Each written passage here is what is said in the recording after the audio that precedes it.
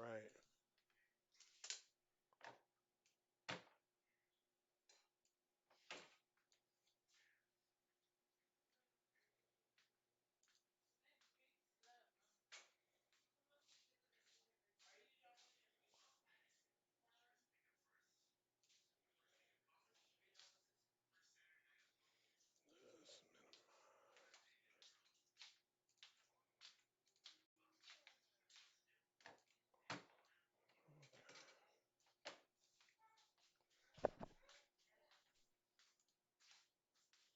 Hey, what's going on? Squirrel domination, or else maybe I should call you Megan.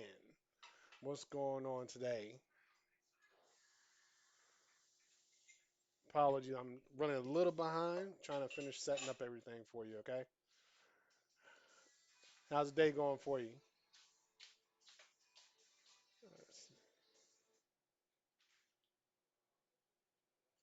Living. Yeah, I got a new backdrop. I'm still trying to put it up properly, but yeah, I got a new backdrop. I even got some lights. What you think about the lights? Tell me what you think about the lights.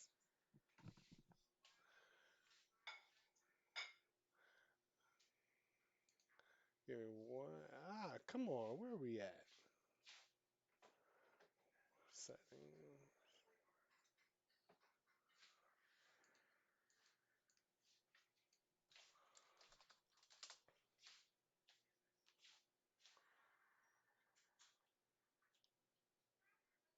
All right, I appreciate it, Mary. Thanks, thanks. You know, I'm going to do it this way because I am this Twitch interface, man. I'm trying to tell you. All right, so I got some surprises for you all today. Besides the backdrop, I'm glad you all are loving the backdrop. Also, we got the lights on the vision board, as you already know. I'm gonna reposition that a little later. But yeah, I'm excited about today. Last time, I'll be honest with you, I was a little out of it. Long week, didn't get a chance to really prepare every single thing we touched on. But you know, to be honest with you, it was kind of an introductory into Windows and administering over Windows. And just to recap, what did we cover last time? So what we covered last time was we went over services, and I love the fact Mary mentioned those like the lungs, right? You never see your lungs working, but you know they are. And it's in the background, right? You don't see it. So that's what the service is, right? And then we talked about processes. We talked about probably my favorite thing was actually your registry within Windows, which is the brain of the operations.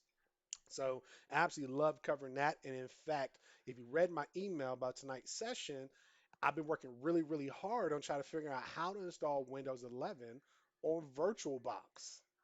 I'm saying, okay, um, when it comes to VirtualBox and running Windows 11, there are going to be some tricks to it.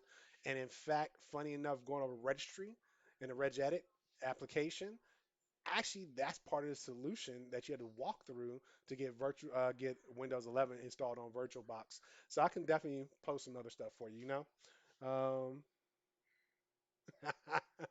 yeah. Um, Hey, Mary, I appreciate the support on that. Yeah. Also, my email, I requested that. Hey, give me some feedback on the last video that I did, the last live stream. Man, like I said, I was out of it. I didn't really feel like I did my absolute best with it. But, you know, just recapping what we covered about Windows, those are things we touched on. So, appreciate the support, Mary. You know, in fact, I might still post it just depending on how I feel. Because I thought about it, you know, I'm doing live streams. There's no real error or a margin of error here. It's like, hey, it is what it is. And I reminded myself, why do we start doing this, right? It wasn't just for me to show you all how much I know. It was also to learn from you all because I believe that everyone has their own experience when it comes to these applications, operating system, computer, just life in general, right? Because we talk about whatever comes to mind. Um, I don't know, whatever you all want to talk about, always open for that. You drop it in the chat, we can discuss it. But yeah, but I appreciate the support, Mary, on that. I really do appreciate that support. All right, so we're gonna keep pushing, we're gonna keep trucking along, and I hope you all picked up on I guess, last sentence of the email. Once again, reflecting on what we're doing here, I do this because I want to show you all not just talk about it, right? There's a lot of documentation. There's a lot of this is how it should be. But once you've been in the I guess computer world long enough, you know everything doesn't work the way they say it should work. So I put on there techno proof, because I want to prove and give that proof that what we're saying is definitely working. So that's what my goal is on these ECE sessions. And I have my cell phone with me, so if y'all want to text me, let me know what's going on with you. I actually had a text earlier tonight, one of the people joining hopefully soon. Um, you know, they would let me know that they were having issues with installing on Mac. So it's still something I got to touch on. All right. So that being said, let me pull up my email to make sure I highlight what we're going to cover today. Man, I'm trying to tell you, I'm excited. All right. So pull my Gmail up real quick. This is off screen, okay? You all can't see my Gmail. It's like really messy. I got, no lie, over 40,000 emails. Please, hey, yeah, look, do this for me. If you have more than 40,000 unread emails, please hit me up with a one in the chat.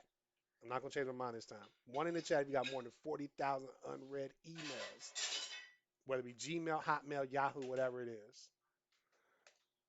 I don't want to feel alone here, okay? I feel like I'm just really messy. I feel like I'm an e-hoarder, electronic hoarder, because I don't ever check my emails. All right, check it out. All right. And so, while waiting on the responses, just to let you know what we're gonna walk through today. So we touched on Windows last time. If you look on my screen, I want you to see this. I'm absolutely most proud about this. The Windows 11 is on here. It is operational. I will show you what a Windows 11 looks like tonight if we have time. In fact, I might even show it to you to start off because I thought about some exercises I want to show you on how all this stuff works. So what we're going to cover tonight, we're going to cover mounting a new drive, right? Making that drive available. So we're actually going to share the drive as well. We're going to partition the drive, okay? And then we're also going to create a backup and restore them. I don't think we're going to do the restore aspect of it. I do want to show you at least how to back up.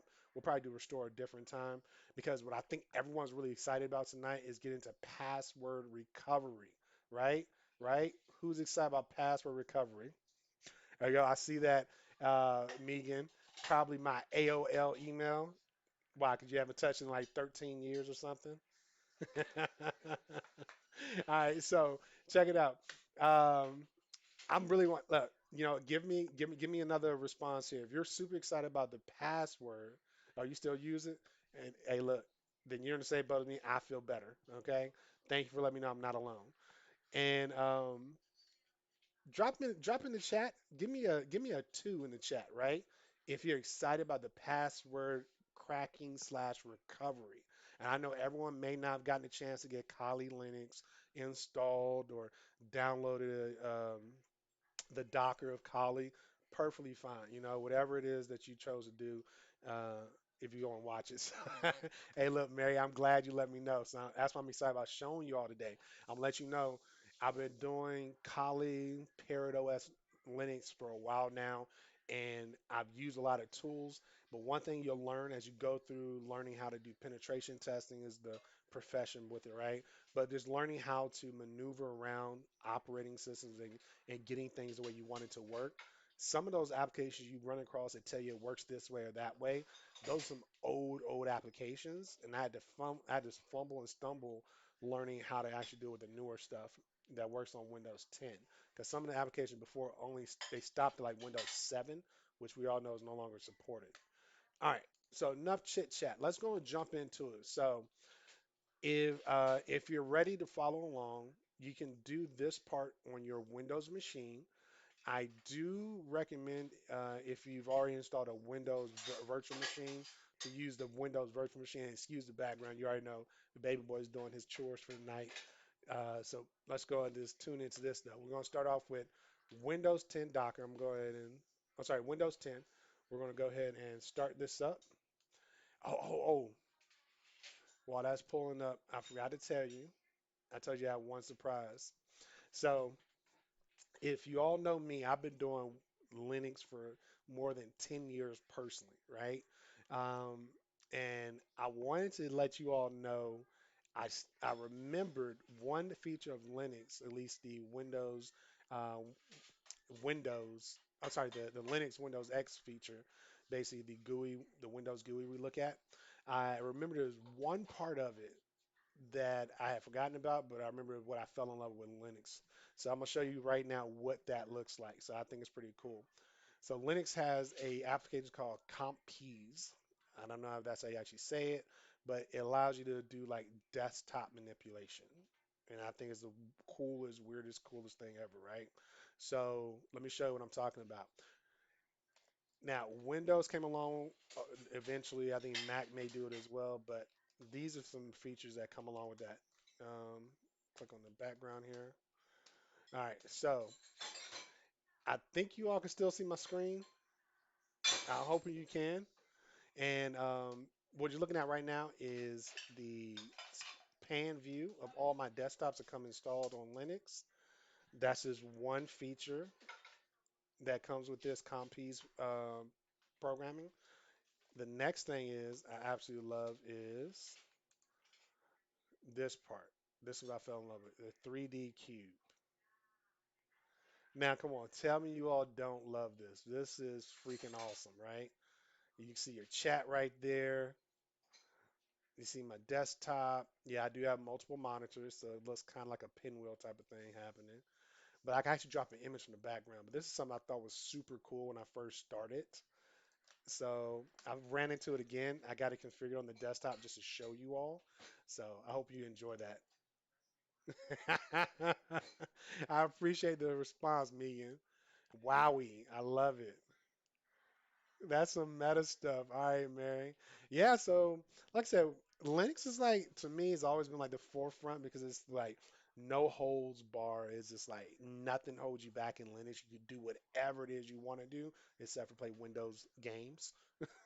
I've been trying for years to get Play on Linux to work with the games I play, like League of Legends, but hey, it is what it is. It didn't work. Uh, but besides the gaming functionality, Linux is like everything I could ever wish for. It's free, biggest thing, and it gives you cool features. All right, so where do we start? Where do we start? All right, so let's go and start here. So whenever you want to mount a drive, so first, what am I talking about a drive, right?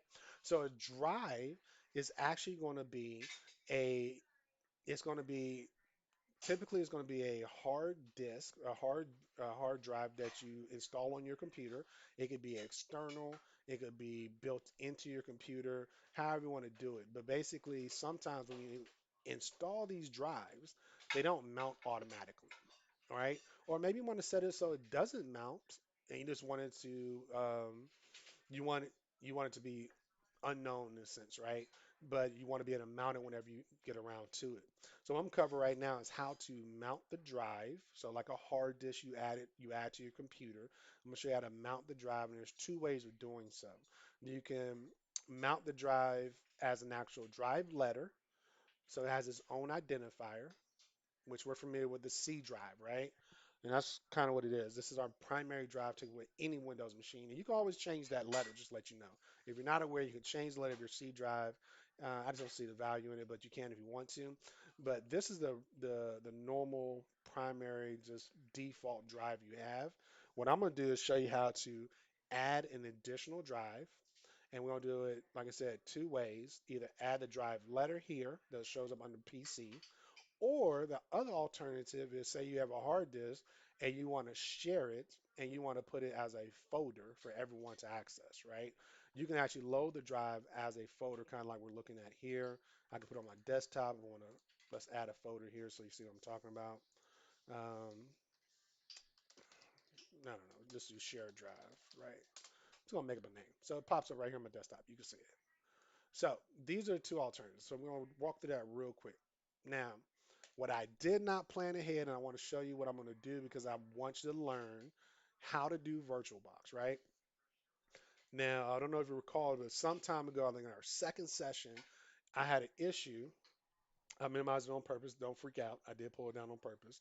But I had an issue where I was trying to add it. I was trying to talk someone through how to add an additional drive space, right? So on here we have storage. I got this one hard drive, and excuse me, real quick. Let me go to the settings, and I think I might have to shut down my Windows machine to do this. Let's see. Bring this on screen. Yep, it's grayed out. So let me do this real quick. I'm going to add an additional hard drive. So this little VDI, I'm going to add an additional one so we can see the difference. Okay? Give me 1 second. Let's go ahead and close this Windows machine out. If you got any questions, hit me up in the chat. Let me know if you're following along. Let me know if I need to slow down for you. Trying to make this workable. Now I'm going to tell you this. I'm doing, I'm powering off this machine this way for a specific reason as well. I've done it plenty of times before, but this is not the right way. What I'm doing now, hitting the power off machine instead of doing shutdown, is equivalent to you pressing and holding the power key on your laptop without shutting down, right? If you know anything about Windows, and I'm pretty sure it applies to any computer, any operating system, that's the worst way to do it, right? That is very volatile for the computer. It does not allow the computer to properly, I guess, organize itself and store all the information back where it needs to, okay? So you never want to power stuff down this way. But I'm going to show you why that was so important as to how I turn the machine off when we get to the password cracking. All right, so my stuff just pops up on other screens, so I gotta drag it back over. It's gonna do storage. Now, normally you're familiar with doing the empty disk, adding a CD drive or an ISO, right? An image. We're not gonna do that today, right? I'm just gonna click up here. I'm gonna do add for the plus sign on the drive, and I'm gonna do create. So we're gonna create a new one. Dynamic. Remember, dynamic means it does not use the specified space immediately. It works up to that space amount. So this is going to, I don't even care how big this is. Let's just go and do down to, I'm sorry, I saw like megabytes. I was like, to back in the old days where I used floppy disks. Yo, we had an interesting conversation at work with a couple of my colleagues, and we were discussing floppy disks. Tell me which floppy disk, do you even remember using floppy disks? How many people have used floppy disk? You know, tell me what size floppy disk you actually use. And if you don't know what I mean by sizes, then you already know you're like default to the standard floppy disk. But there have been many implementation of floppy disks over time. So I'm gonna hit create for 20 gigs. All right. And I'm going to choose the one I just created. All right. So now we got two. We got VDI one, which is a 20 gig. We got the 50 gig. And wow, we're already at 27 gigs on that. Can you think of any examples of use for fixed size for the yes, never stops. All right, yo, great question. Just to point this out to you, that's something I covered in the very first video, I believe, which is on YouTube, and this will be on YouTube as well for sure. I'm feeling that good energy up in here, right? But the reason why you would do fixed is that honestly, it's performance. So when it comes down to doing hard disk in a virtualized environment, it's pretty much calculating the hard disk each time you power on that virtual machine. And there's an additional calculations when it has to figure out how much room is left, right? So think about it this way. If you know the number of, I don't know, let's say you're trying to divvy up, I don't know, what's something I think tacos, right? You got five people coming over and you want to know how many tacos you got to work with, right? So at that point, you want to know that entire amount up front. That's kind of what a fixed disk is. You feel more comfortable. It works better because you know how many, you say you got 20 tacos, everybody gets four, right? What you never want to do is put the tacos to the side and you got that roommate, that family member that eats your tacos. And then you like, oh man, I gotta remember to check the box every time I do it. This is extra time wasted. So the fixed disk is really just saying, hey, give me better performance because I know I have this amount of space to work with no matter what your current situation is as a virtual machine. All right. Don't ask me what I thought about tacos. And food. I always do everything as food for me. So I'm gonna hit OK. You can see now I have two hard drives. Start the machine back up. So if you're not in a professional environment or in a production environment, fix is not something you really need. unless you just really want the extra bit of performance it gets you. I can give you statistics on it, but suppose it gives you that much better performance. I never use it because everything I do with virtual machines is just play around stuff.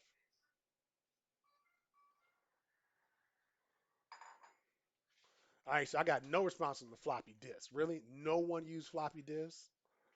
Okay, okay. Let's make sure everyone's still alive and still awake. Who has USB? Or who used a DVD before? Or rewritable DVD?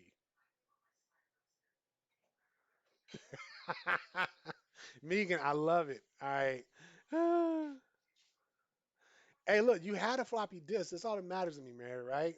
Let me put it this way. Okay, would it fit in in the palm of your hand with ease? Okay, that's my only question. Did it fit in the center of your palm of your hand with ease? If you can like hold it in your hand and kind of like almost match the size of your palm as an adult, not as a kid, right? Um, that's probably the standard one, right? I think it's like 3.5 uh, disc.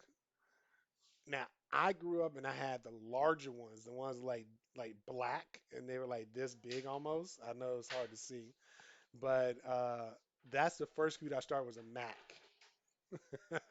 Yeah, you can one hand it. That's what I'm talking, Mary. All right, we gotta keep this PG. All right. Uh, so, hey, all right. Good night, son. Um, So yeah, but yeah, the big floppy disk, that's what I started off with, right? And if you remember super disk, if you remember what a super disk is, if you ever use super disk, yo, I'm in love with you. If I got any prizes, I'm gonna send them your way, right? I might have started doing some prizes for this. I honestly, not even lying. I have to start doing some like cards or something. Um, let's see. All right, so we got to start it up, and I'm gonna show you right now what happened, right? We remember seeing this C drive. Now, we also know that there's another drive, another disk, hard disk that's available, but we don't see it here. So for anyone that's not aware, you might be like, oh, I messed up somewhere. You didn't mess up, okay? This is how Windows works. Even though there's a plug and play feature in Windows services that runs in the background, it doesn't pick up hard disk right away. You have to tell it to do this. So what I'm gonna do, first step is go to Disk Manager. So we're going to type in here disk manager, right? All right. And oh, disk management. I'm sorry. There we go. Why is it? Oh, hold on. Give me 1 second. I might have do it the other way because that should have come up.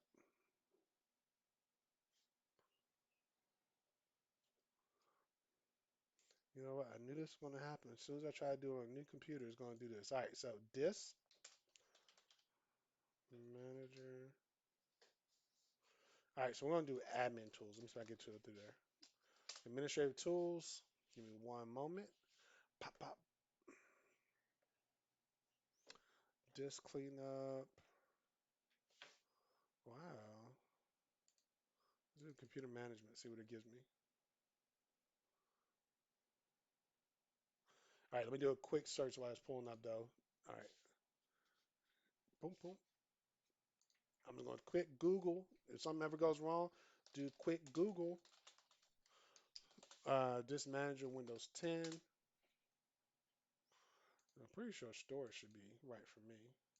Here we go. Oh, you don't have access rights to the local disk manager. What? That's not right. That's device manager. That's not what I want. All right, so let's find out who am I logged in as. Did I mess up somewhere? Who am I? Oh, y'all, I am so sorry. I'm logged in as Tester Bob. I created a second user for our demo today, and I totally forgot. So if you notice, I didn't even pay any attention. I don't know if you all who picked up on the fact that I did not log in. I did not give a password. Did anybody pick up on that? So let's go ahead and sign out. So, oh man, that was so trippy. I was like, hold up, I know I'm an admin. I run this machine. This is my machine. I built it. You gonna act like that with me? I'm telling you, I will tear it all the way down. Hey, look, never assume I know what I'm doing, okay? That's the worst thing to do, okay? When it comes to me, I mess around with so many things. It's a scary thought to think I'm gonna leave something like this sometimes, but we're gonna get it, okay? Question me, throw it out there, please. Say, hey, Ricardo, why didn't you log in anywhere, right? Ah, yes, there we go. Beautiful. All right, so now I know, and just to make sure I am who I think I am, let's go over here, hover over this. Yes, I am tester. That's who I want to be. I want to be tester, okay? All right, so disk manager. Yep. Create and format hard disk partitions. It said control panel, but hey, let's do this. All right, disk management. All right, cool. Bam, bam, bam. All right, so you must initialize a disk before logical disk manager can access it. All right, so we're going to do disk one. I'm just going to hit OK. All right, that's not the important part, right? Actually, I apologize. That is the important part. You got to say yes. Because what you notice here, disk one is our 20 gig, right? So we told it to do the MBR to go ahead and load it up. All right, so hit OK. We now see two disks here. We got disk zero, which is a 50 gigabyte disk, and disk 20, I mean disk one, which is our 20, excuse me, apologies, which is our 20 gigs. Okay, this is our new one. What do you notice about this? Huh? Do you see this? Blue, blue, blue, black. All right. Black and blue is never a good thing if you're trying to be productive, right? I don't know of any situation black and blue is awesome. Give me a black and blue situation where black and blue is what you're looking for. I would love to hear from you, right? While you're thinking about that though, what we're gonna do next? So I got the partition, I got the drive here, 20 gigs. I'm gonna right click on that. Okay. I'm gonna do a new simple volume. Okay. Keep it simple, right? I don't know if you knew if heard this growing up. KISS, keep it simple, stupid. I go for anything simple. Try to keep it regular. I'll try to keep it as minimal as possible. All right, so I'm gonna do something real quick because I want to play around with it. I'm not gonna use all 20 gigs. Okay, in fact, I'm gonna do 15 of the gigs I have available. So I'm just do 15,000 because it's in megabytes, right? So 15 gigs and we're going to hit next. And it's going to ask you, do I want to assign this a letter? Throw me a letter in the chat. What letter do I need to do? Do I do M for Megan? Do I do S for squirrel domination? Do I do um, M for Mary? M for M never stops. What are we going to do here, man? Hey, where is my boy Ryan at, though? That's what I'm lost on. I'm, lo- I'm I'm feeling like we're missing somebody. I think we are. It's only, yeah, four people. All right, M is winning. All right, we're going to do letter M, assign it, okay? All right, now what you notice here is you had a second option. This is what I was talking about. The second option is mount in the following empty NFT. All right, got you. So mount in the following empty NFTs folder, right? So I can actually mount this as a folder, not as a drive letter. I'm gonna do this first though. Let's do the M. All right, file system. We can select between FAT32 and NTFS. Now, FAT32 is more universal. It works with pretty much any operating system per se, but there are limitations between FAT32 and NTFS. NTFS is the newest file system, and it gives you so many more features, including larger file capacities, right? So it allows you to work with larger files as you go. I recommend doing NTFS for this point, okay? Because I'm not doing anything special with it. So we're going to do test run drive. This is going to be the name of my drive. All right. And then we're going to do a quick format 'cause I don't want to take forever. It's going to give you all the specs we just put in there. We're going to say finish. Let it run, excuse me. Look at that. Autoplay. We got M drive is now ready. Look at this. Now on my left side of my Explorer window, we have the drive letter M. That's it. We did it. Part one done. Okay. How do we mount a drive? We got to, first of all, we make sure we're an admin. Okay. Got to be an admin. That was our first problem, right? Then we go to disk management. Okay. From disk management, we go ahead and right click where we accept the the pop-up that comes up saying it has to do this to make it accessible by the device manager. We say yes to that. Then we can start messing around with the new disk. Okay. So, um, oh, excuse me, I see my daughter in the background. Hey. Um, so, but yeah, so there we go. We're working with it. That's what we're working with. All right. I don't know if you heard that. She's saying hi to everyone. Um, But yeah, there we go. We got a letter M. We got some unallocated space. Okay. We got 6 gigs of unallocated space. What do we do with 6 gigs of unallocated space? Okay. Well, what I would do is check this out. I am going to use this as another drive. Why not, right? I could do something different. Like I could do this, right? I could have my C drive be my primary drive where everything goes into it. But say I want to make, let's say my test run drive is going to be strictly downloads. So instead of downloading to the downloads folder that comes, preset and everything, I could change my downloads to go to the new drive where everything I download goes there. And guess what I could do from there? I can share that drive with anyone else in my network. So what do you, I mean, when you think about it, what does that really come across? Like, what do you think of when you think about that, right? Something people might call like file sharing. You can do your own file sharing from your machine as long as you're sharing one of your drives or one of your folders across your network. Okay? So that's why you do different partitions, and these are actually called partitions. You have the drive, and each of these blocks are a different partition. They're logically separated, which means this logical just means it's a intangible thing, right? It's something you can't physically touch. So it's logical. It's the way it's supposed to be designed is how it actually works. So it's logical. You think it's how it's supposed to work. So these are logical drives. They think they're separate, okay? Even though they're actually on the same disk. All right. So each of these are partitions. They're logical divisions. And so I have a partition that's unused, unallocated, and a partition that I have currently set up with 15 gigs. That's what we got. All right. So that being said, what is going to be next with this, right? Like I said, I want to use the 6 gigs as well. Maybe I want to download as my test run drives for downloads only, and maybe I want to do a folder. I don't know. Maybe folders are going to be shareable pictures, right? So I can choose which of my pictures I share out across the rest of my network. So if I want to do that, I can go. Let's just stick with the desktop theme at this point. Create a new folder here. Folder. All right, and then. Um, I don't know. Shared photos. Let's just do it that way. All right. So saving that. So we got shared photos. That's my new file. That's a folder. So I'm gonna go over here like we did before. Simple, new simple volume. Just leave it as is. And I'm gonna say mount to empty NTFS folder. Now it's asking what drive do I want to mount? I mean, is the folder located on? We know it's not under M. M is just here, right? System volume information, nothing special. Okay. But under here, I can go down to my users. I can go to tester. And I go to desktop. Okay. And there we go. Shared photos. Now, what you probably picked up on is there's a little button here that says new folder. I didn't have to create the folder on the desktop first. I could have just went through the process, picked the directory I want to go into, and then hit new folder and created it there, right? That's one option.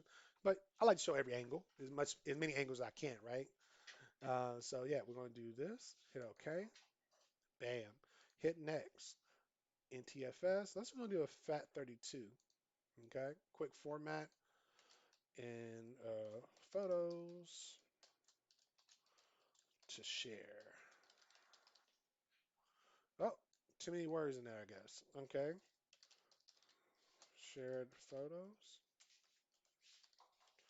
Or maybe it doesn't like that many underscores. No, the actual characters are. That's weird. I had test drive. Oh, I think that might be the first problem. Check this out. Let's see what happens if I do it this way. I think we've stumbled across why. Just one of the limitations. Photos. Look at that. Saw that? I wasn't able to type out shared underscore photos if I did FAT32. Like I said, there are limitations with any file system that you choose to use. Um, NTFS just has less limitations than the FAT32, but it's not as universal either, right? Um, so yeah, let's go NTFS. Actually, I'll just do FAT32 because I just want to have one of these. So photos, share. Is that how you abbreviate share? I never get that. You drop the consonants, right? So I'm just gonna do share. I don't know. Let's see what happens. So photo share next and hit finish. All right, check it out. We are good. We are done. We now have photo share is now available. It is tied directly to that folder we had up here, and in fact, it just converted my folder into an actual drive itself. So what you'll notice is this drive is actually on the desktop where the folder originally was, and the other drive is actually a listing of available drives we can access. Okay.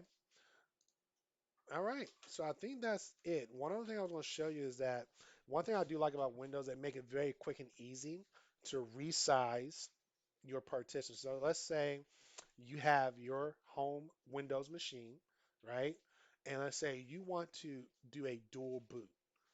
Now, if you've never heard dual boot before, I'll tell you right now, dual booting works on any computer. It could be a Mac, it could be a Windows, it could be a Linux box, doesn't matter. Dual booting is just saying, hey, I want to run two operating systems or operating like systems um, next to each other. So I want to have the option when I boot up my machine to choose which one I want to boot. So you can have a Windows machine, you can have a Linux machine running natively on the host machine, and it's not virtual. It's using the hardware directly, and you can access between the two drives if you wanted to as well. So that means you have a hard drive that has the Windows stuff on it, the partition with the Windows stuff on it is still accessible through the Linux side and vice versa. Now, I used to do that back in the day. I don't see a problem with it. There are some challenges when you first start off. Back when I first started doing it, there was a certain order you had to do it in because all the changes that Windows was going through. I think I was doing around Windows 7 to Windows 10. Um, when when I was doing it, you had to put Windows on first and then install Linux, and then because Linux's boot manager Grub has some was able to manipulate some things it had to do right. Now I don't know if that's still the case, but that's just what I ran into when I started doing it. But either way, you choose which one to start with. If you already have an existing operating system, you just choose to add on. But yeah, I stopped doing dual booting because I enjoyed virtualization a little bit more. I was able to use it more. With dual booting, so a question from M Never Stops. Would dual booting work if a Mac had Windows on it? Okay, so I will tell you this much. I knew a person back in university who had a Mac computer, and yes, they were able to install Windows and dual boot into Mac. I don't know how easy it's going to be. What I recommend, because my experience with Macs have been a little challenging, even more challenging than Linux for some reason. Um, I would actually tell you to Google it and really walk through those forums and find out which one fits your situation best. Understand before you do a dual boot though, please, and we're going to try to do recovery for Windows as well. But make sure you go through your recovery setup. Google to make sure recovery is being done.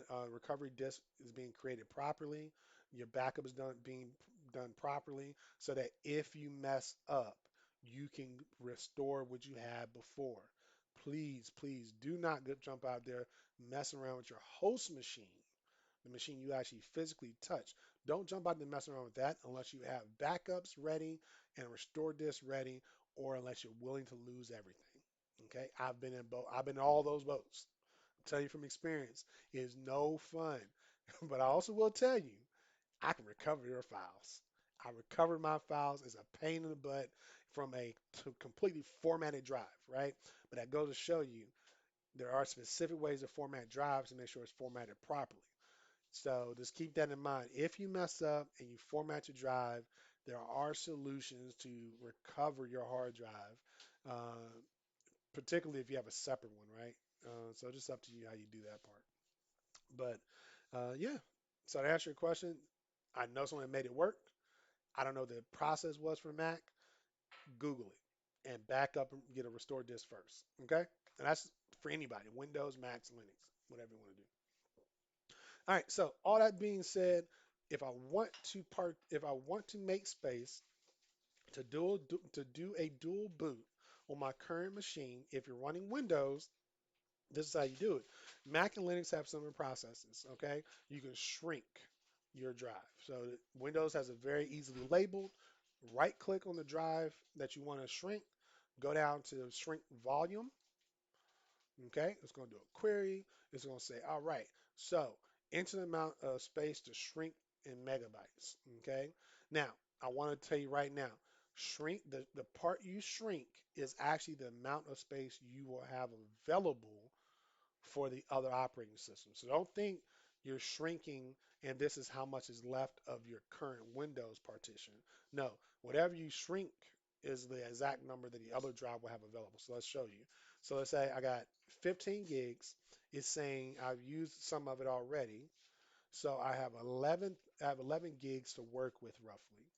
Let's just go ahead and shrink it down. We'll shrink it by 5 gigs. So I'm shrinking it by 5. It's saying I have roughly 10 gigs left, right? Shrink. Bam. You see what I was talking about? What I entered is what it came out to be. So now I have 5 more unallocated space, gigabytes of space on my virtual disk. Okay? I'm not going to do anything with this one. I'm not going to do anything with it. If I wanted to, I could format this and it'll combine everything together, um, and make it make it whole again, right? I could do that as well. All right. So let me get a drink of water real quick. Man, we're getting there. All right. So last thing we'll do is the recovery. Then we'll get into what everyone was waiting for: password recovery. Okay. And this is going to be awesome. I'm telling you right now, it's going to be awesome. Um, in fact, I was going to try to show you the share feature. In fact, if you want to, we don't have to do the recovery tonight. I can show you how to share your drive across two different windows. So I can show you Windows 11 as well. So give me a one in the chat if you want to go over the share feature of the drives we just created, or give me a two in the chat if you want to look at the recovery part of this. So real quick, give me a response. So I can see what direction you want to go right now. And whichever one we choose, next what we're going to do is just jump right into doing the password recovery stuff, which you really came in tonight for. I have to say, we're on point. We're on track. We're on track. I like this. I don't know how many times I've actually done these chats, done these live streams, that actually worked out this well. This is crazy, right? All right, so we got share. We got to do the share, right? Right now, one. The only response we have is one. So we want to do the share instead of doing the recovery. All right, banging. I could definitely do that for you. So I'm gonna say this speaks for everyone. So let's go and do this. So now we have our drives created. I close my disk manager. We don't have it. We don't have to have it open to do this part. Okay. So that's completely closed. What I'm gonna do now is I'm gonna pull up just a regular Explorer window. It's currently on the M drive. Okay. Now networking normally is not turned on by default. I did already click on my network. And when you click on network, the first time it'll ask you, do you want to set it? Okay. Um, Set sharing and stuff like that. You can also go over here to open network settings. All right. Network and share center. Just click on this. And this should allow you to share your computer out. Okay. All right.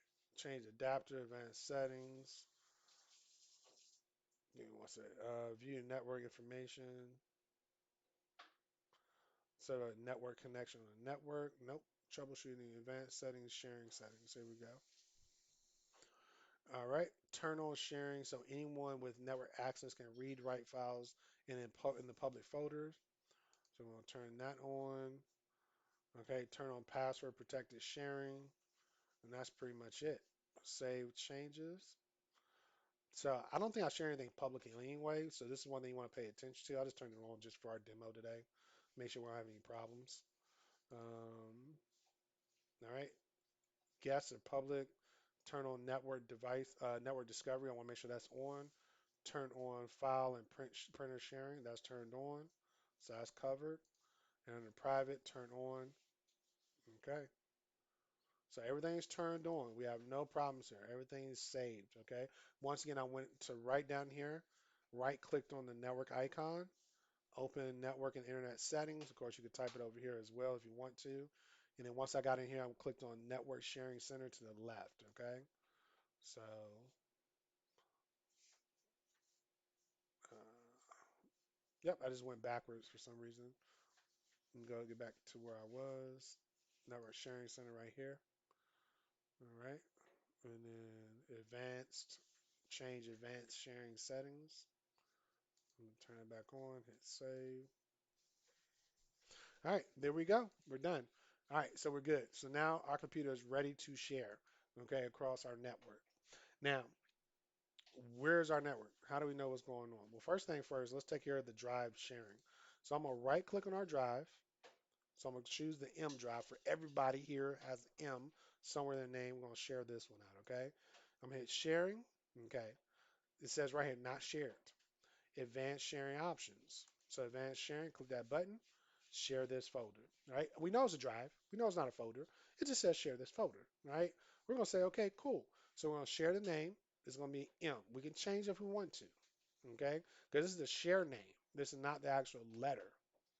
So we want to say um, for all, right? That's a share folder. So we're going to hit apply. Oh, permissions. Got to check permissions. So this is where we can fine tune who can access our share. We can put everyone, well, it starts off with everyone. We can add other users, right? So if we want to add a user tester or add a user, if we're on a domain and we could search for a username here, we would search for it by an add. I'm just going to leave it on everyone because this is for testing purposes. Please do not do this in production. If you're ever in a production environment, don't ever give everyone the right to do full control. I'm going to hit apply and bam, hit OK, close. All right. So now we have, and just in case if you ever forget, I forgot to show this to you. Once we did that, hit sharing, it now gives us a network path. All right, this might look familiar. If you worked in any corporate environment, you have seen this network path before, okay? It might not look the exact same, but this is basically what people enter to add a drive to their computer. Okay, so we'll hit OK. All right, so now, and just so that we're aware that this is, I'm gonna make a test here. So let's go and do make money .txt. Let's add some be true to you yourself and trust the techno proof. Right? Let's save that. This is our file. Save. Bam. Done. It's there. It's sitting there. Okay. All right. So that is done. Now, what are we going to do? How are we going to test to see if this is actually shared across our network? Well, let's do this. If you all remember, I know some people are new. I'm going to minimize this real quick. Oh, it popped off screen again. Okay, let's put it back on screen. All right, it's back. It's back. All right. So, um, when we first started learning about our virtual box, we learned about doing networks. Now, what I did is I added Windows 11. Yay, we want to see Windows 11 today. I added Windows 11, and in Windows 11, I added to our NATed network breaker 2. So I have a NAT network breaker 2. The NATed network is going to automatically it's going to automatically connect every computer in that NATed network. It will assign an IP address across all the computers in that associated network. So that means I added this one to Windows 11. If we look on the Windows 10, guess what? Breaker 2 is there as well, right there. Okay, that means this is already on Breaker 2. It's already running. All we got to do now is what? Start Windows 11. So we're going to start Windows 11. And of course, got to pop it up on screen. I'm gonna do that little half and half. Ah, I hate that. I'm so sorry. Excuse me for yelling. uh, because I have that feature now, I can actually size stuff off screen. I forget that sometimes. So check this out. I can rotate, bam, and now it's on the left side. Now it's on the right side. Rotate again. If you don't believe this is changing screens, check this out. Look at that. I'm way over here on screen three, desktop three, and my original stuff is on desktop one, right? So let's go back over here, and I might need to go get my VirtualBox Manager eventually. Oh, that is a cool sound. I never listened to that before. Windows 11 has a little dong dong dong. That I don't think you heard it because it's not. I'm not sharing my computer audio, but I give it a dong dong dong. All right, so for everyone, this is a reveal of Windows 11 of how it looks and how it feels. I personally am not a huge fan of Windows 11, um, but not so far at least, right? And let me move my person over to the Windows 10 side of things so you get a full view of Windows 11. All right, so now that I'm out of the way, you get a full view of Windows 11. I'm gonna click. Oh, look at that. Tester is here as well. I'm gonna sign in on Tester for my Windows 11. It looks pretty. Give me some thoughts. Do you think it looks pretty? Do you think Windows 11 release looks pretty? That's a beautiful login page. I'm not gonna lie. I was hating it at first, but it's a beautiful login page. And I love the way the little I guess waves on the login page. It actually reminds me of my waves on my wall back here.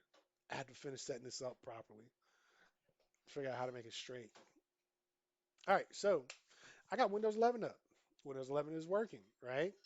Beautiful. Now, what I don't like about it is this whole Mac-inspired um, app app docker down here, app dock, right? I don't know why. It just really irks me. It's not the iconic Windows to the left side of your window type of thing. It's centered on a docking station. Me personally, I think you're losing your personality if you change something as iconic as that, right? So I don't enjoy this at all. That's the one thing. I know I'm being snooty. I know I'm just being whatever, right? But it is what it is. The emojis in Windows 11 sucks. I know, right? I feel the same way. Mac posers. I'm right there with you, Megan. I feel like it's Mac posers up in here, and I don't like it. I just don't like that. But that's a me person, you know. Feel the way you want to. I don't like it. All right, so I will say I ran through the same demonstration I just did on my Windows 10. I ran through that um, on Windows 11 already, so all you have is shared blah blah blah already available. But it doesn't matter, right? So right here shows a shared drive. It's shared on K, and I actually shared it over on this machine, which I have to load it up again. But anyway, I can do that later. All right, so both computers are active. How do we share? Now, the drive we want to share is on our Windows 10. I'm in the Windows 11 on the left. So everything I do at this point is going to be on the left. Well, actually, correction. I'm going to go on the right just for a moment because I need to get my pathing to the shared drive. So this is the path we have to go back to get, right? Properties, sharing.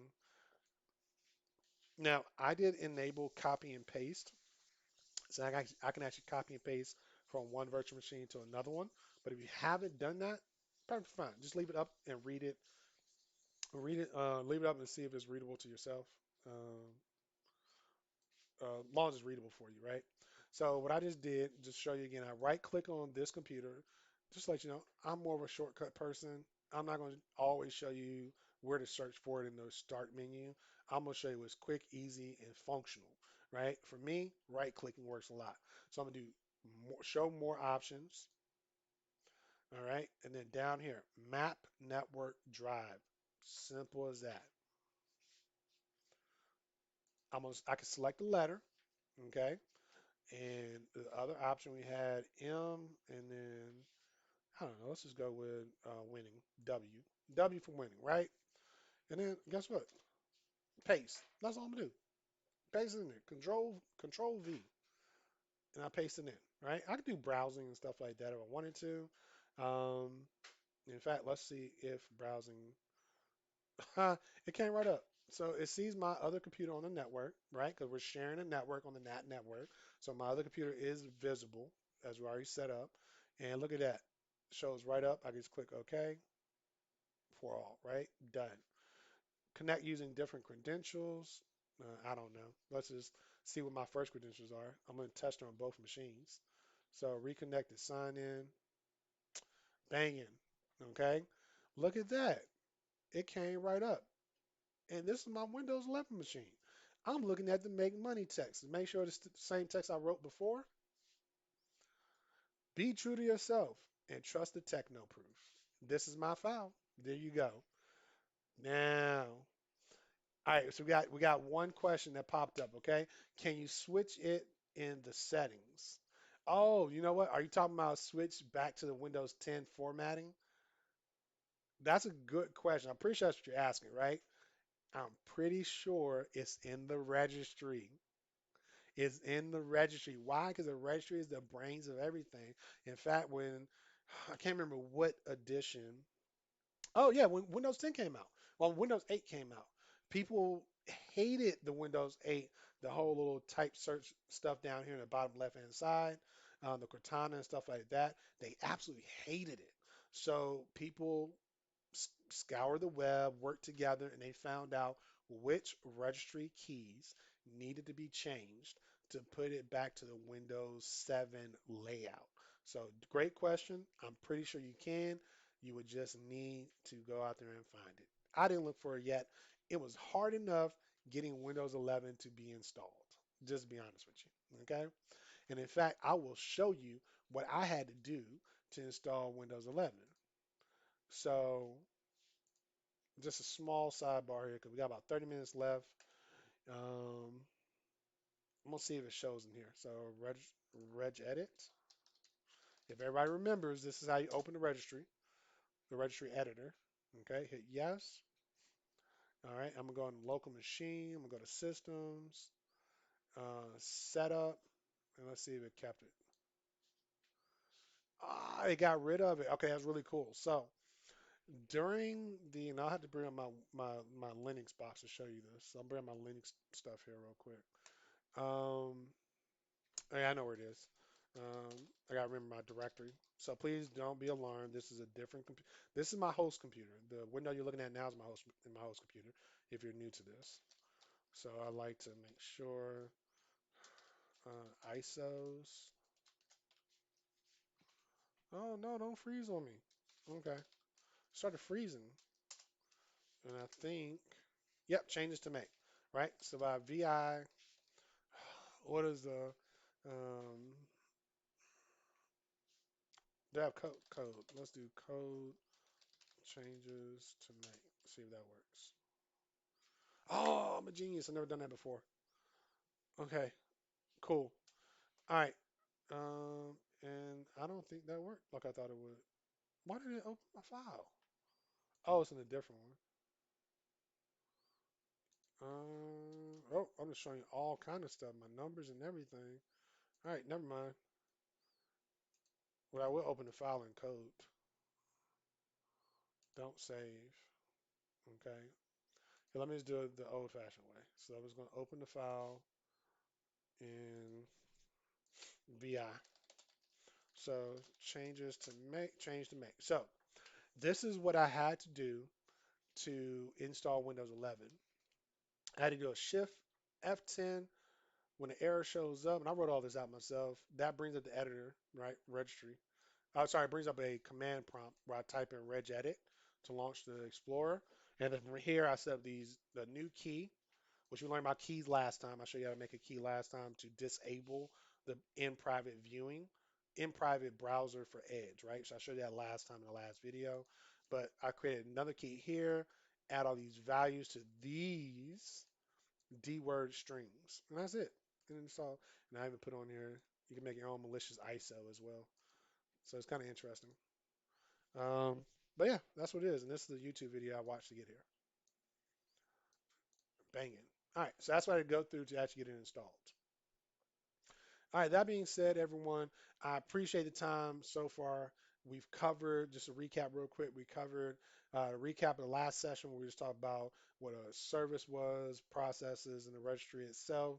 This time we've covered so far how to create a drive, how to mount a drive, how to partition a drive, and then how to share the drive. We've done all that, okay? And I want to be very clear with you. These are usable skills, right? If you get into anything technical in nature for your work, it's good to understand how to do this with Windows. And that's why I like to do these courses, these lessons together. I want to make sure I give you something you actually use or at least be able to talk to if you're ever talking to someone, right? Um, some people may know about PowerShell or scripting, VB and stuff like that. We will get into that. I didn't want to overwhelm you because I know a lot of people are not comfortable with first of all command line or comfortable with scripting.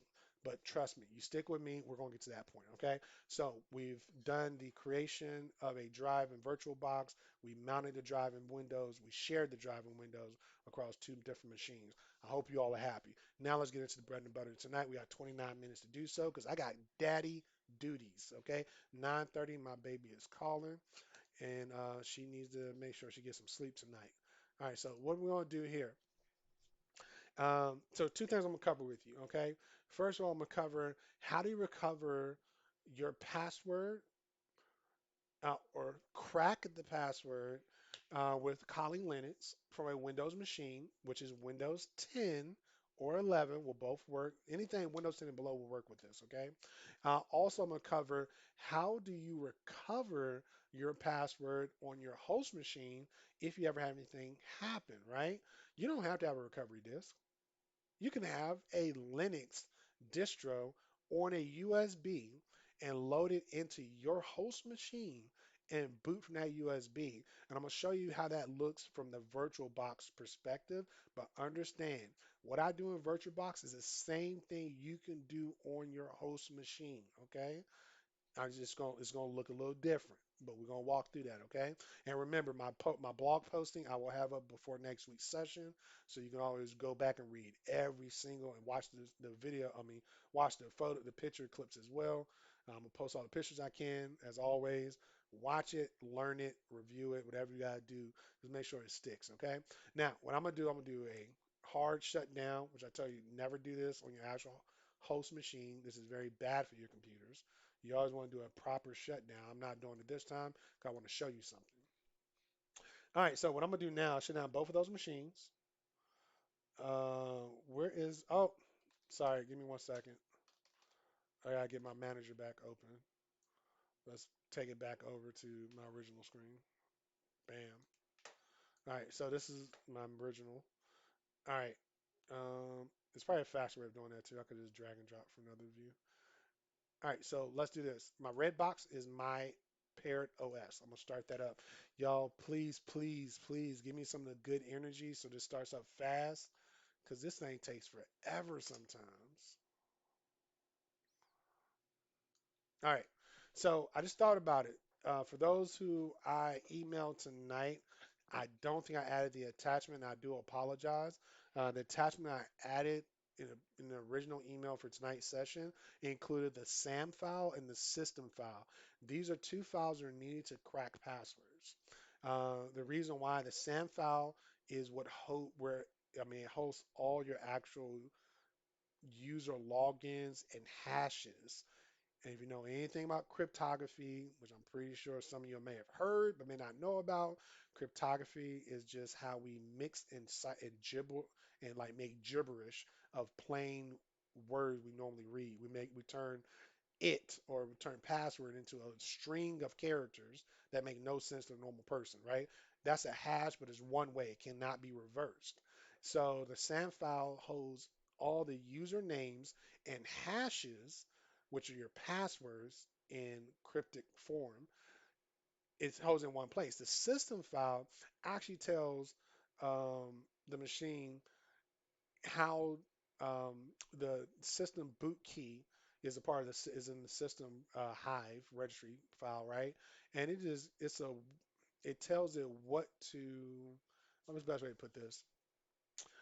Whenever it generates your hash in your system, it actually uses components within your operating system, within your machine, to create this entropy, I think is what they call it. I can't remember the exact terminology, but pretty much it uses part of your machine that's unique to your machine and the hashing algorithm to create its hash itself. So the system hive file tells the cracking software we're using today how to look at the hash and decipher the hash, right?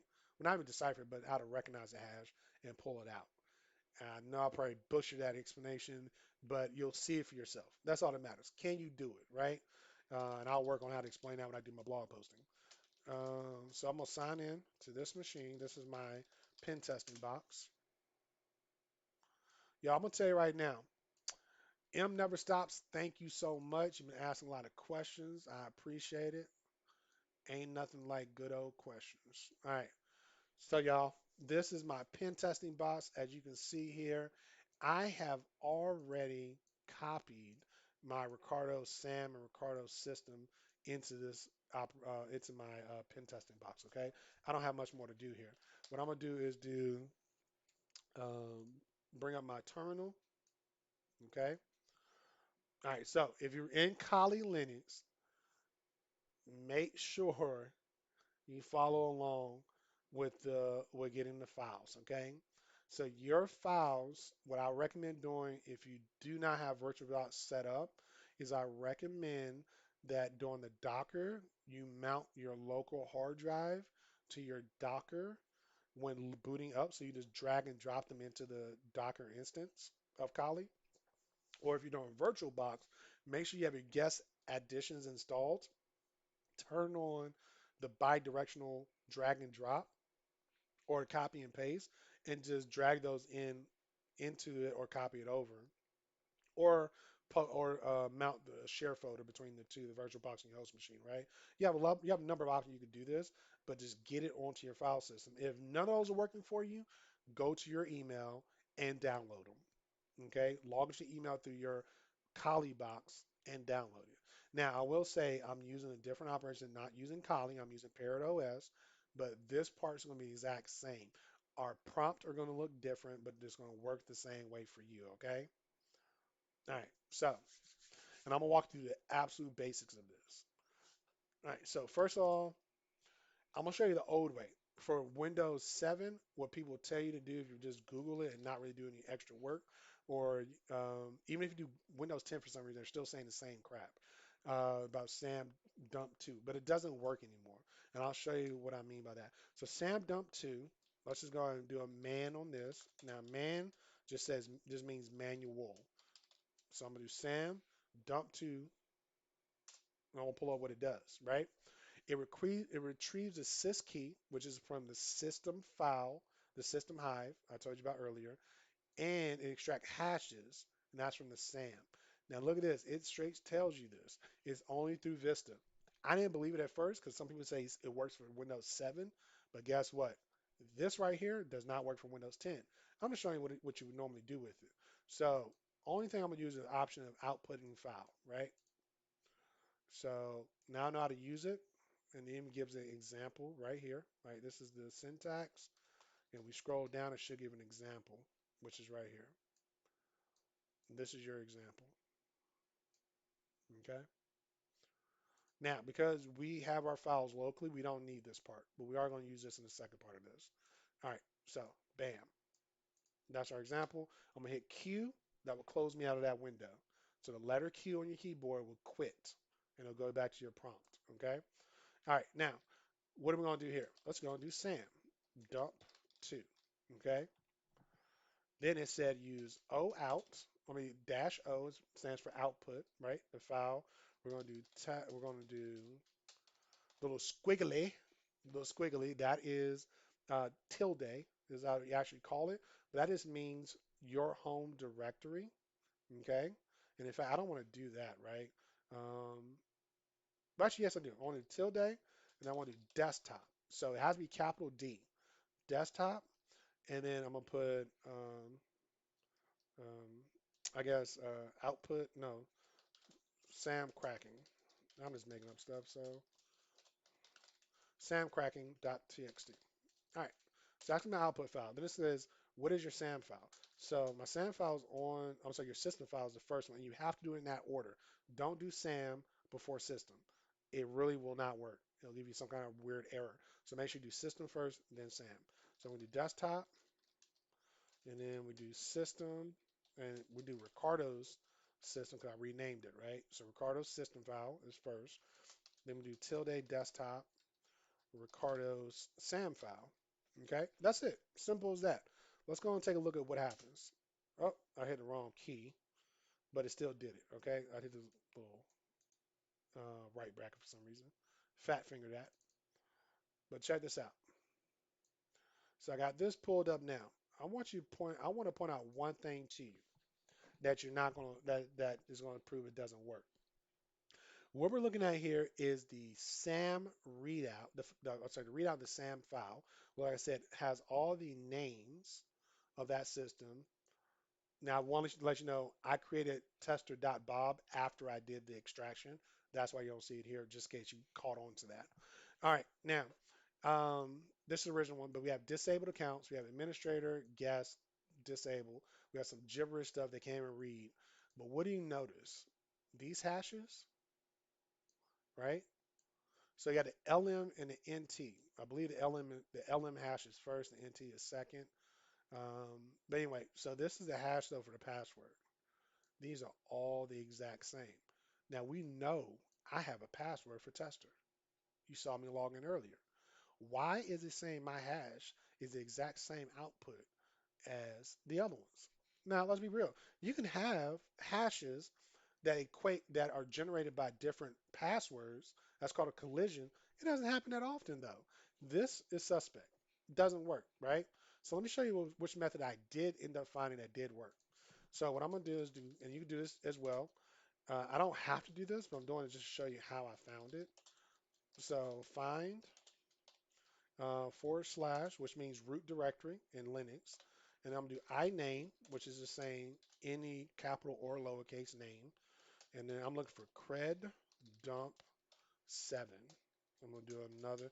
Now I don't know where it's located, so I'm doing the asterisks on each end, asterisk on each end of it. So it says wherever you pick it up, just find it, right? I'm doing a password, bam. So cred dump 7 is a more reliable way of cracking, well, at least getting the hash value to crack later. Okay, because at first I couldn't find it. I kept getting the same. I was like trying to crack the password, and it kept saying, "Oh, password found," but it gave me no output, which means it couldn't read the password or something wasn't right. Now this does take just a little bit of time to do the find search like this, but you see it is locating. It just takes a while for some reason. Well, not really for some reason. What I told it to do is look in the root directory. It's literally going through every file and folder on my entire system and then retrieving the ones that contain the name I gave it. So yes, this could take a while. Now, I'm just doing this part just to show you what we're actually going to end up using. So it looks right here, looks like we have cred dump 7 in our share folder because the first one is the docs. We don't want that. So let's go ahead and whatever happens in your Kali machine, it may be a little bit different, but this is still, you're going to end up finding the same stuff. All right. So I now look inside that folder. Okay. What do I find? I find cache dump py, ls dump py, and then pw dump, pw dump py. Who knows what py means? Somebody drop in the chat. What does py tell you? If you don't know, that's cool. Just put I don't know. IDK. All right. But if you know, tell me what it is. All right. Let me know. And while you're doing that, I'm gonna start to run this. I'm trying to give it away, right? I'm being a little impatient because we are running a little tight on time, and we have one other thing I want to show you. But I want to still see your yes, yes, scroll domination. My girl Megan, yes, Python. Whenever you see PW, it is sorry, PY, it is Python. So guess what? I'm gonna change into that directory, cred dump 7, ls, right? So understand I'm in this directory. Now, I want to execute Python. I type Python first to use pw dump. And I want you all to see the difference in what happens here. Okay. Um, uh, in fact, I need to I think this takes the output as well. Let me just run it real quick. It'll tell me. All right, yeah, yeah, cool. So I don't actually use, so it tells me to use system hide first, just like the last time. So we do tilde, desktop, Ricardo's system, and then tilde, desktop. Now we're not cracking anything yet, right? We're just getting the hash. That's all we're doing right now. We're trying to find the hash. I'm gonna output this to desktop working hashes dot txt. Okay. So this double greater than sign just says put into that file and append to the end of it so it doesn't delete anything. All right, bam. Let's open this one up, okay? Double click on that. Now, what do you notice? Ah, yes, I love it. This is what I was looking for, right? So if we look at this 89C0, last four characters, 89C0, 89C0, 89C0. All makes sense. Default accounts, guest account, administrator, which is disabled. All that. Now, what you notice is this is different. And this account shows up differently. It's no longer that gibberish, right? It shows up differently. This proves that the SAM dump 2 no longer works for Windows 10 and Windows 11. You got to use pwdump. pwdump.py will work from Windows 10 and Windows 11. We've seen it ourselves. There's a techno proof, okay? Now this is saying this is my password. Now we have hashes to work with. What do we do next? Well, we run a program called John. Now, John is a beautiful program. This is our cracking program, right? This is going to do, it doesn't, it could do brute force if you wanted to, but what people typically use with it is a word list. So what is a word list? Well, I'm going to show you what the word list I'm going to be using today looks like. So I think it's going to be user share, um, um, what did I do? Brute. Where's brute? Is brute in here? Oh, there's more. I think it's brute. Brute spray. Yep, brute spray. Yep, brute spray. So brute spray, word list, and I'm going to do VNC. I'm just showing you what a word list looks like. Password, right? This is what a word list looks like. It is not brute forcing. It literally has a listing of all possible passwords that this could be, right? And all John is going to do is literally try to hash the password in this file using the same format of the operating system would normally use. And it'll try to hash it and it'll say, okay, what's the hash? What's the output of the hash? Does that hash match what we're looking for over here? If it does, it says, hey, there's my password. If it doesn't, it skips on to the next one. That's all we're doing with John. We're just putting in, we're fuzzing, I guess some people will say, but um, we're substituting one word after another with John until we find the answer. So I'm gonna clear the screen real quick so it doesn't get too bombarded. And so now, how do we do this? John, first of all, first command is John. Then we could do dash dash format, and we're gonna tell us the LM. Okay, LM, like I said, yeah, LM NT. I don't think it really makes a difference. I could do NT, but LM, I think is what it does. Um, then word list. And I only did this because I only choosing LM because previously when I ran it without the format option or argument, it came back and said something about LM in the message. So I just use LM now. They want to do equal. I'm gonna do space. What we just do? User, share, brute spray. Oh my God, I forgot what it goes. What goes after brute spray? Brute spray, wordless, and then VNC, and then password. That's it. And then all I do is tell it what file to do this with. So desktop working. All right, simple as that. I'm gonna hit enter. See what happens. Bam, bam, bam. Okay. All right. So it said loaded one password hash LM. Okay. All right. So now what I'm gonna do is this should have stored it in my my home directory, John.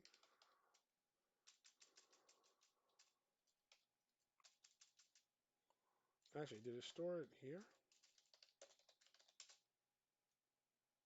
No, I didn't. Okay. So now switch over to um, a root directory.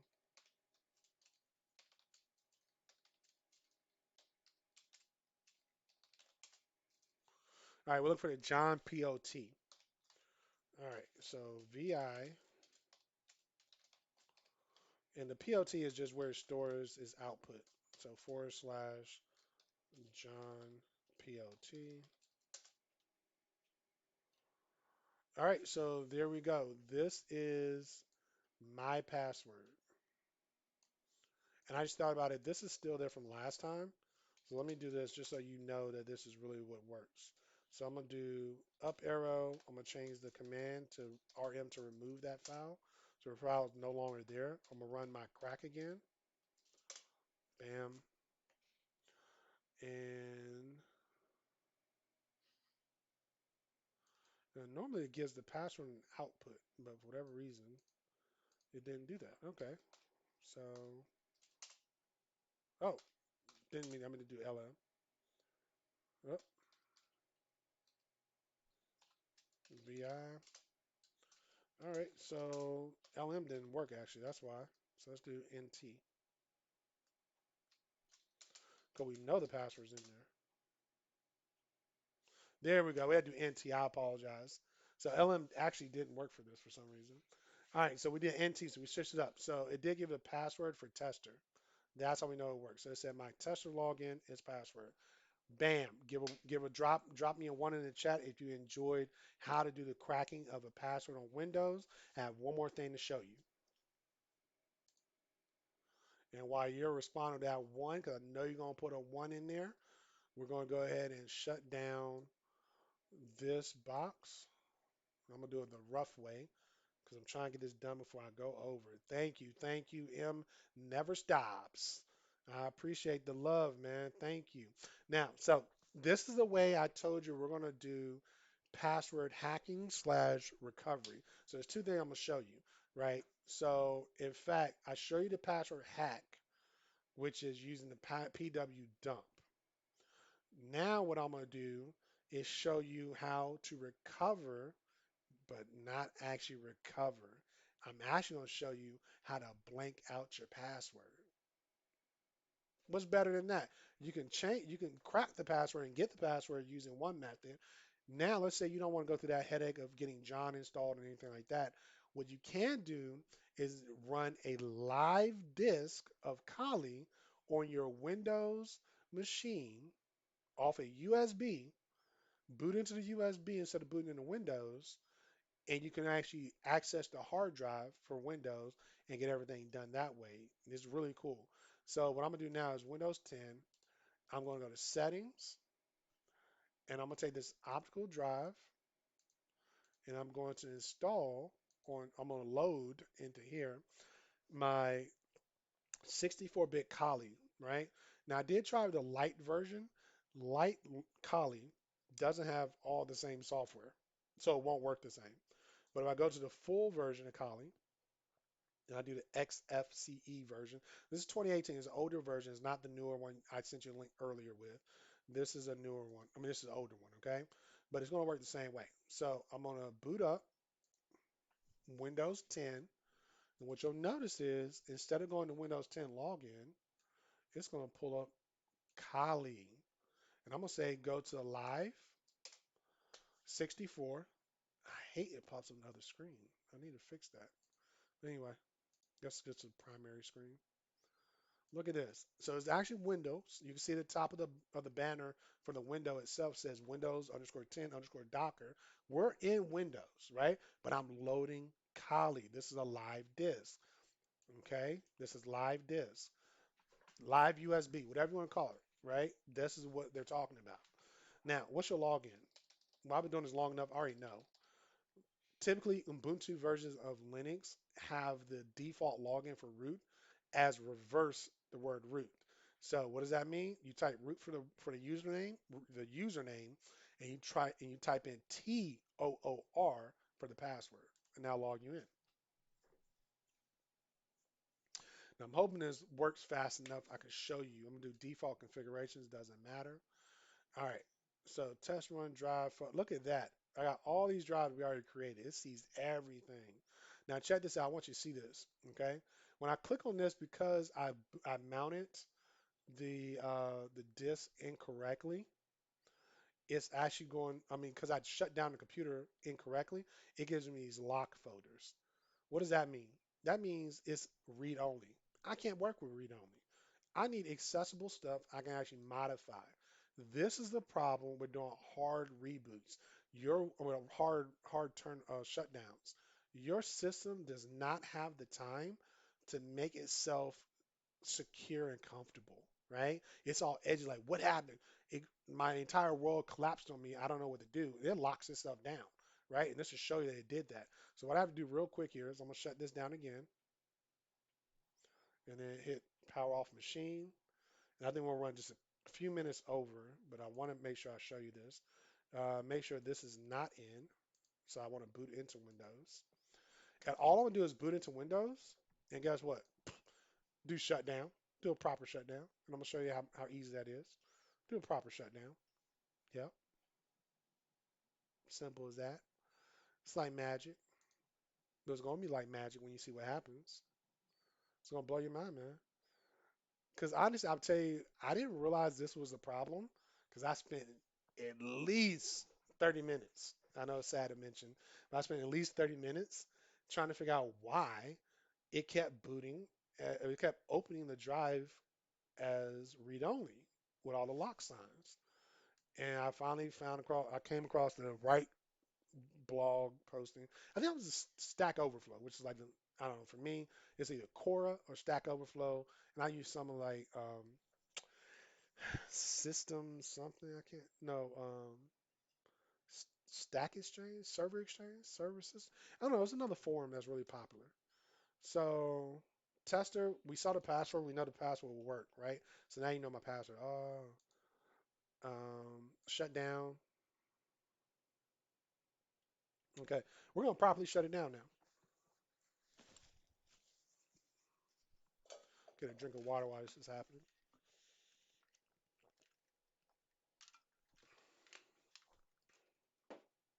Mm-mm.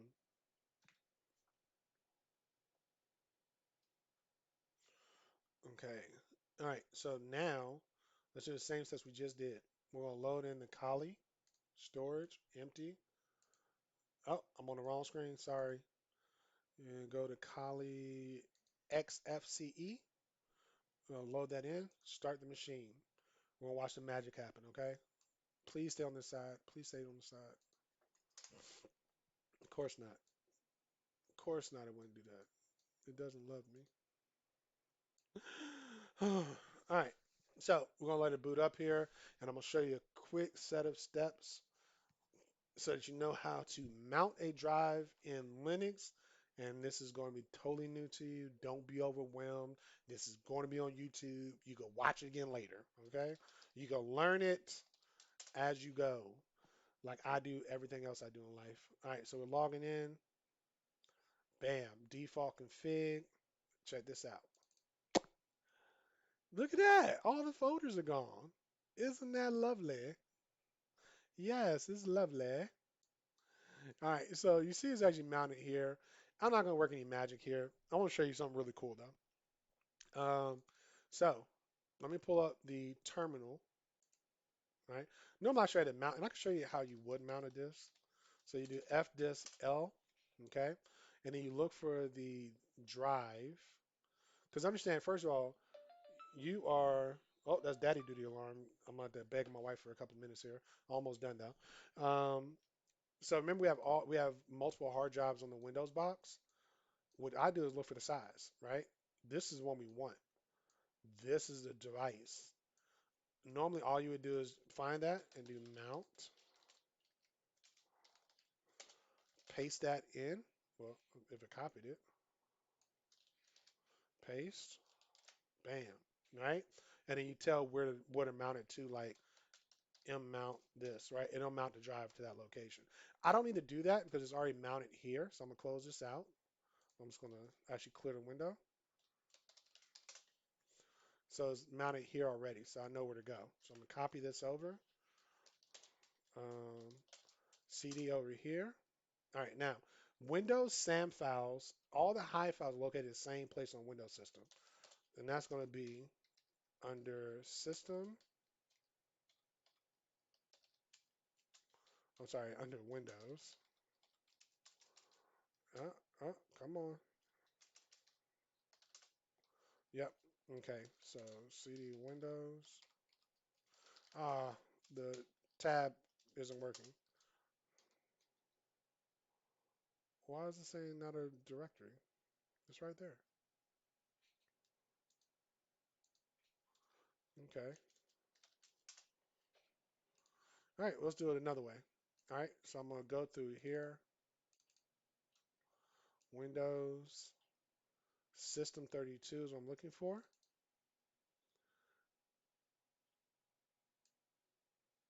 Loading the content. I don't know why it's taking so long. All right. And then I'm looking for the config folder.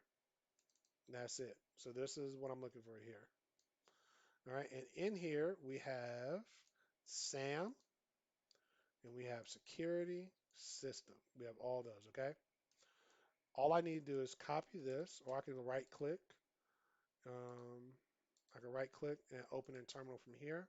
It'll do the same thing. Okay. So now I can list it out. I see my SAM folder.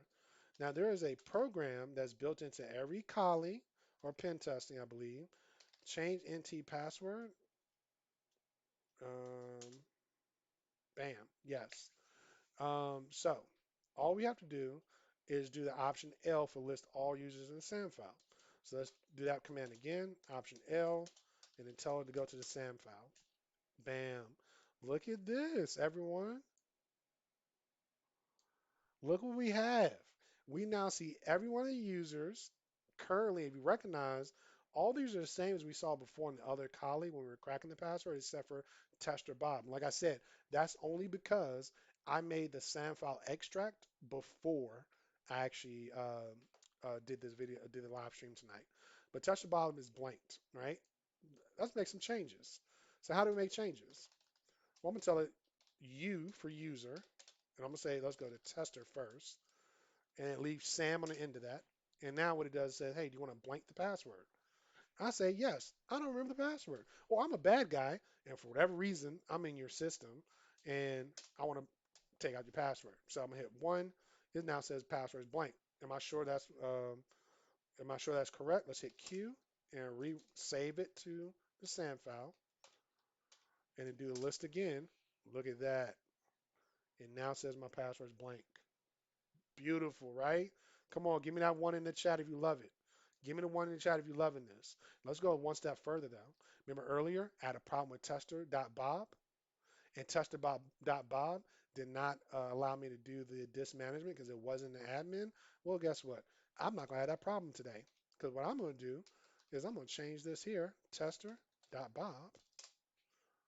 Oh, type the name wrong probably. Bam. Oh, hold on. Oh, tester underscore Bob. That's why. I did dot. Come on, y'all. Catch me next time I do that. It's underscore Bob. Guess what option number 3 says? Make it an admin. Yes, please. I will do that. Save it. Q. Bam. I say yes to everything. Go to L. Wouldn't you know it? Bob underscore tester is now an admin. I got all the rights I need on the machine. Let's go and close out of this. All right, so we're done. We're not doing anything else. Close this. Close this. You don't believe me? Guess what? I'm gonna shut all this down, and we're gonna be done in less than 5 minutes, y'all. I'm gonna take this disk out so I don't boot into Kali. Hit a start. While I'm booting this up, tell me if you loved it today. I hope you learned something. Let me know how you feel about the live stream we're doing. Um, Y'all, I got more coming for you. Next session, I want to get into PowerShell. I want to get into getting down and dirty with scripting. Okay. And if you have any other suggestions, please let me know. Of what you want to cover with Windows, but I think essential to knowing how to mount a drive, how to recover your password, just in case you set a limitation on how many lockouts you can, how many wrong passwords you can have. We want to have a backup, right?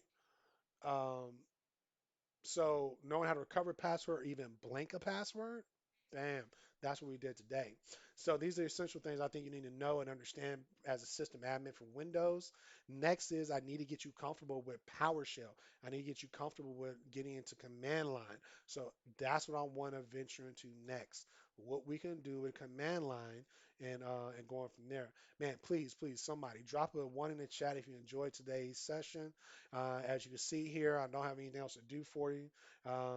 Drop a whole bunch of ones, but it ain't gotta be one. Just drop ones up in there. And then what you notice here is that I didn't have to do a password. So am I right? Is it right? Yeah, it's right. What I just showed you worked. It was a live distro of it was live distro of Kali Linux, and it worked beautifully. It cleared out what I wanted. It even made Tester Bob, Tester underscore Bob, even made Tester underscore Bob a an admin. If you don't believe me, computer management.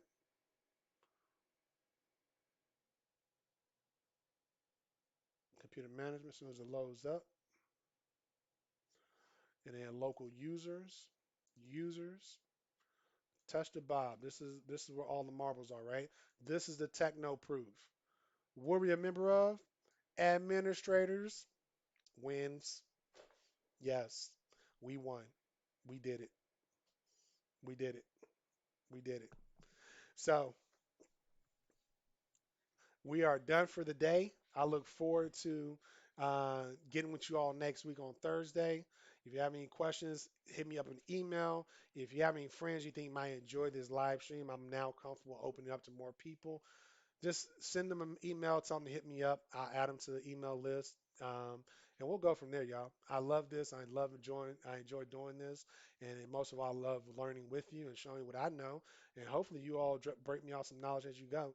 And I will not forget the question I had about the Mac 2018. We'll chat about that offline. Other than that, everyone, thank you for your time. Trust the techno proof, okay? Take care, y'all. Bye.